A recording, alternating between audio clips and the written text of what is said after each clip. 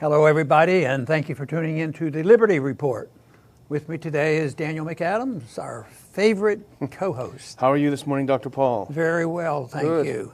Good. You know, I know you have a real good memory, so you know what we talked about yesterday. Something. And, you know, we were talking about an event that was pretty big, and that was Yeah. Venezuela and the coming coup and what would happen, and there were some pros and cons and who's on whose side.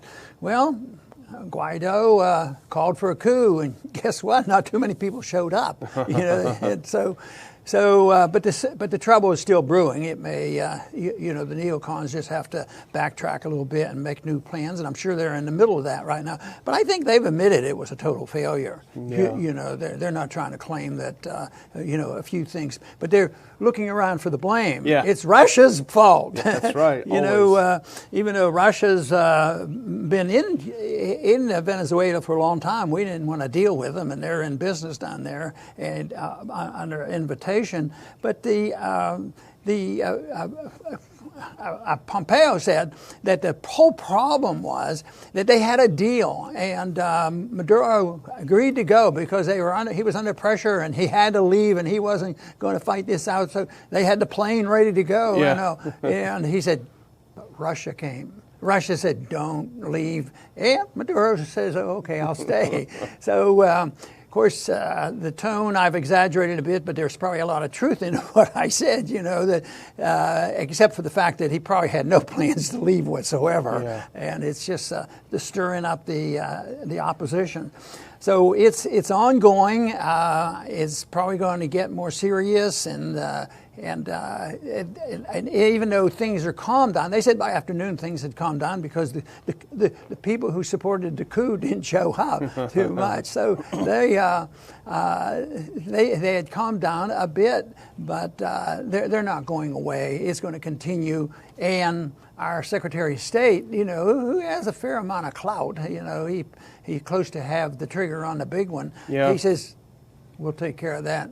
You know, this might require violence. This might call, and he didn't say military, but that's what they're implying, that this will be necessary.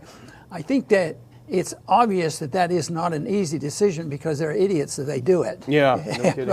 but that doesn't mean that we haven't done so many idiotic things over time. You know, there were a few individuals way back in the first part of this century in 2002 and 3 that it would be an idiocy to invade Iraq. Yeah. But they did, and they're still complaining that it must have been Russia's fault. It didn't work out so well. But this is still a big day on decisions, and the UN may make a statement, and there'll be some meetings, and they're going to declare. But this hasn't gone away yet. But I do believe that definitely Maduro is stronger today than he was yesterday morning. Yeah, and Guaido, the U.S. picked president, is really shown to be fairly weak. And in fact, his own opposition, his own allies, as soon as they were able to, they went and they sprung the other guy, Leopoldo Lopez, who was the real leader of the opposition. But, you know, Pompeo's point was really important, I think, because it serves two purposes. One is to blame Russia, and the other one is it's a kind of a crude psychological operation against the Venezuelan people. Because, okay, the thing fizzled. Oh, it's all Russia's fault. But by saying, oh, the plane was on the tarmac, Maduro was ready to go, it conveys to the Venezuelan people that their leader thought it was a lost cause. And so they're going to be less hesitant. The purpose, the intended purpose, this is always done in a coup. Remember, Assad's ready to leave. Saddam Hussein is looking for the next plane out. They always do this because they want to they want to have the population start feeling downhearted, not going out to these rallies, not supporting. So this really is kind of a crude propaganda. The president's only out to save his own skin. He's not going to help you guys. And so that really is what it is. And plus you also, of course, de facto, you always have to blame the Russians for what happened. Well, it reminds me a little bit of the late 50s and early 60s when we were always going to have a victory, you know, against Castro. Yeah. And every time our victory didn't come to fruition, Castro became stronger. Yeah. And we spent all these years on all the sanctions and all the suffering. And now I don't think there's any doubt there's a lot of children suffering right now from medications and food and the whole business. And of course, it's all Guaido's fault. The claim is, but this is something that is very, very deadly and something that is not going to go away. And we're in the middle of it. I'd like to just stop the aggression down there. You know, why is one group aggressing against the other? Oh, that means I should go to D.C. and talk to a few people if we want to stop all the aggression. Oh no, the only aggressors. Outside aggression is committed by Russia. Yeah. Russia and China are the aggressors. They're in there. And see, we're Americans and we haven't aggressed. We don't even have anybody there. Oh, yeah, a couple CIA people and a couple special forces, and we have a little bit there. And so the situation there is such that we're going to be reading about this for a few days, and there may be a big break one way or the other. But right now, I think Maduro is a lot stronger than yesterday, but who knows what'll come. Well, the neocons aren't going to give up easy, and they're mad, they're frustrated that it didn't work out like they wanted.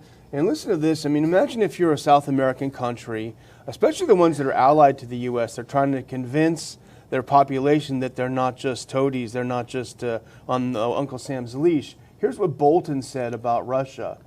He said, "This is our hemisphere. It's not where the Russians ought to be interfering. This is a mistake on their part." And of course, we have our troops and our tanks and our bombs right on their border. That's okay. But can you imagine how you feel if you're a different country? The U.S. says, "This is our hemisphere." Yeah, I think Ukraine and a few other places over there are pretty close to Russia. But that's one thing that doesn't seem to stir up too many Americans concerned about the hypocrisy of it all. You know, this whole thing that we're fighting for freedom and democracy. That's the only reason we're there. Constitution. And we're not for participating in coup. And just look, when the Russians tried to do it with us, it brought us together, Republicans and Democrats. We had to condemn this Russia interference in our elections. But when we get together, the whole group, all the groups get together. I've been impressed how well they have functioned with their public relations, because when you think about it, there's no Republican leader that is suggesting, maybe this is not a good idea on foreign policy. And what about a Democratic leadership? You'd think they're in opposition. They should. And it's all, if the Democrats complain, it's that they're not being aggressive enough. Yeah. So, but the media, absolutely down the line. And, but we shouldn't be too worried about that, because we have Republican TV stations and Democrat TV stations, and there'll be a balance, fair and balanced. But no, they all saying the same thing. That we got to take care of them and help this coup. But that to me is a real tragedy. And the other tragedy is, what else should you have expected, except people haven't gotten to the point where they could take a presidential candidate, his word for it. Yeah. And I remember, Bush arguing against nation building and policing the world and a humble foreign policy, and there was none of that in his mind or intent. And then he had other excuses to do something. But here we go. Now we're concerned about this, and there's no doubt that our president said some things that we thought, well, this isn't too bad. He still comes up with an idea too, but it doesn't look like we're going to be, saying, well, way to go in North Korea. I think that's done for now. I don't think they'll get back to even talking with them again. Yeah. But just a few people that are very much involved in this operation. Of course, there's the vice president. He's no peace lover. Yeah. He's a wild hog. Bolton, we know all about him. Pompeo, we're in the news every day, and he wants to expand the power. And no, we don't talk about it, don't read about it in the mail, because it's a secret organization, and that's Gina Haspel. Yeah. And she's CIA. She may be kingpin, because she probably threatens them, if you don't do what we tell you, we might torture you. Yeah, bloody Gina. And then your old buddy that you've talked about before is Elliot Abrams. Oh, yeah. He's right in the front lines right now, and he's in his glory. There was a time when he got into a little trouble, I think, but he's back in the fold of the neocons. Yeah, absolutely. And you talked earlier about the media. Talk about propaganda.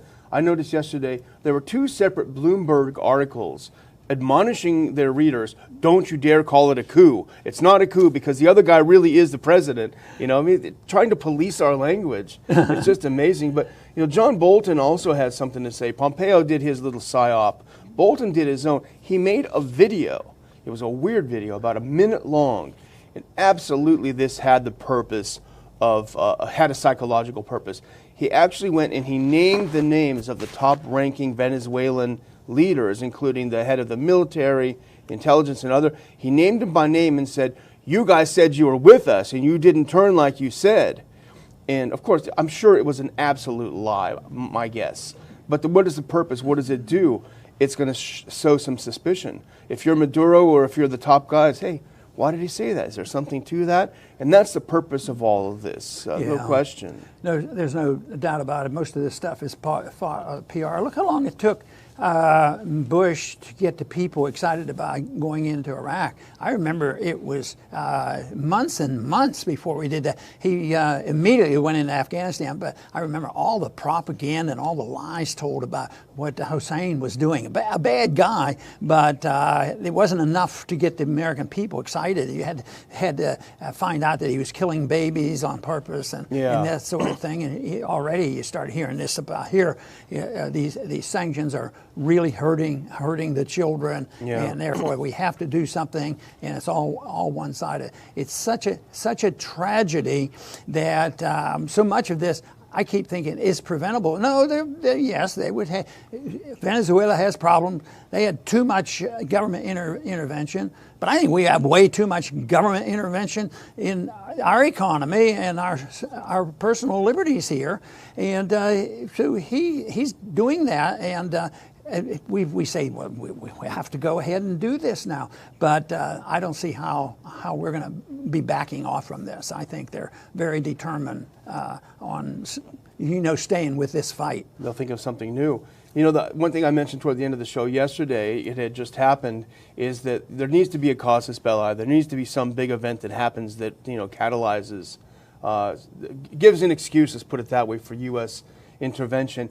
And I suggested at the time, there was an armed personnel carrier that plowed into a group of the demonstrators. They weren't demonstrators; they were involved in the coup, and that has been replayed and replayed. Look at a guy who's going to run over his own people. This is really bad. But a couple of shocking. It's unpleasant. It was hard to watch. But a couple of things I think to consider: they weren't peaceful protesters. They were throwing Molotov cocktails at these military transport vehicles. Okay, did they deserve to get run over?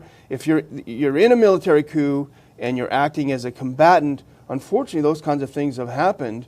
And what's interesting is just today, you'll see far worse happening on the streets of Paris with the yellow vests. No one says a word. How many eyes have been shot out? People shot in the head and everything. So it just goes to show that all protests aren't equal.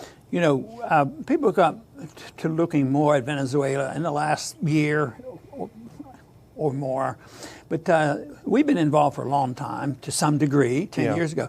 But there's a case that can be made that the sanctions put on in 2017 were massive and very harmful. And if you look at the statistics, things went way downhill after that. So yes, it is true. Their socialist system is very detrimental and was a major contributor. But these last 2 years, with the real deterioration, has been due to our sanctions that we put on them, and yet it just sets the stage more for motivating people and say, see, it is so terrible. We have to save those people from themselves, and therefore we have to go in and tell them about democracy and tell them about freedom, because we are the experts, and that's how we can make their country great again. Yeah, exactly. And so a couple of things are going to happen today, and I think this really reflects how serious things are, with Pompeo saying we will use force if it's necessary in Venezuela. We know that there are Russian troops there. We know that Russia has a long alliance with Venezuela. So Pompeo was scheduled to speak with Lavrov today about this issue. The Russians are very upset about being blamed for talking Maduro out of leaving. They call it, quote, fake news. And there also will be a 2 o'clock Eastern Time meeting of the U.S. National Security Council with all the principals in the room. These are the top guys, and they're going to be pushing Trump for war, is my guess. They're going to be push, push, push. This is what they're going to say. So really it'll be a question of what happens. But things are moving rapidly, and I think this has a potential of really being a serious situation, possibly even bigger than we can imagine. Let's hope not. But so a lot of people will say, well, so why are you guys so obsessed with this coup? What's the big deal? Get rid of this old socialist. We'll put in a new guy. What's the problem? What's wrong with you guys? Why are you so obsessed? Well, the thing that concerns me the most, and I think probably Dr. Paul shares this, the neocons get away with this. They're going to keep going. They're going to be emboldened. They try small. They keep going. They keep going. You know they have their sights on Iran next for a coup. You know they have their sights on Russia and China. If these guys are allowed to completely take over and be successful in this, they're only just getting warmed up, and it's going to be a lot worse. So it's not that we care about Maduro. We care about our own country. We care about the people that are taking control of it and putting us at real risk of a nuclear conflagration. We don't want that. We don't need it. Yes, and I think it is going to be tough going for the next several months, probably, Don, in Venezuela. But the individuals that I mentioned, Daniel has talked about, those neocons who are really in charge of this whole policy down there. I don't know how that can be handled other than they shouldn't be there. As long as they're there, we keep hoping, well, somebody has to stop them. Trump, stop them. They're going in the wrong direction, but they're there and they shouldn't be there. I don't daydream about this. It's not going to happen, but I keep thinking, what if they ask me for my opinion what should be done about foreign policy? Well, those 4 or 5 individuals, I'd fire them all. Tell them to fire them and get somebody else in there, somebody that believes and understands what our Constitution talks about us having national sovereignty, defending our country, believing in liberty, and not believing that we are the policeman and king of the world. And as long as that is the case, and we continue to participate in coups numerously times, and we continue to do it, then the whole country and all the media, Republican, Democrats, get hysterical when they concoct some fake news and said Russia is manipulating with our election, and Russia has caused all these troubles. They have their problems. They were a menace, I'll tell you, during the hot Cold War when the Soviet system existed. But I tell you, they should worry about their problems. I don't think they're in Venezuela for any reason compared to the Soviets being in Cuba. It has no relationship whatsoever. And our job as individuals, as Americans, I think, is to be introspective. Look at what we are and what we do. And are we responsible for any of that? And what could we do? Well, maybe just following the rules instead of saying, well, this is special and we have to do it differently. And yes, you just can't sit back because the enemy is going to take over the whole world and own the whole world. But we own most of the weapons, and right now we own most of the wealth, and therefore people aren't going to do that. We don't have to fear the loss of our liberties except from our own government. I want to thank everybody for tuning in today to the Liberty Report, and please come back soon.